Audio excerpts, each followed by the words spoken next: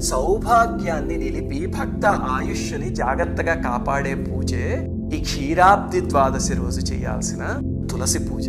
ఏమిటండి అసలు క్షీరాబ్ది ద్వాదశి అంటే? మనం చాతుర్మాస్యం అంటాం తెలుసు కదా. అంటే ఆషాఢ శుద్ధ ఏకాదశి రోజు శ్రీ మహావిష్ణువు యోగ నిద్రలోకి వెళ్తారు. మళ్ళీ కార్తీక శుద్ధ ఏకాదశి రోజు ఆయన యోగ నిద్రలోంచి మేల్కొంటారు. ఇది అందరికీ తెలుసు కదా చాతుర్మాస్యం అని. ఆ మేల్కొన్న తర్వాత రోజు అంటే కార్తీక శుద్ధ ద్వాదశి రోజు తులసి ద్వారా ఆయన అనుగ్రహాన్ని మనకు అందజేస్తారు అనమాట.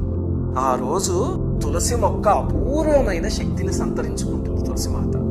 ఆ రోజు కానీ ఆ తల్లిని నారాయణ సమేతంగా పూజించగలిగితే కనుక స్త్రీలకి సౌభాగ్యం అద్భుతంగా సిద్ధిస్తుంది అని పురాణాల్లో చెప్పారు.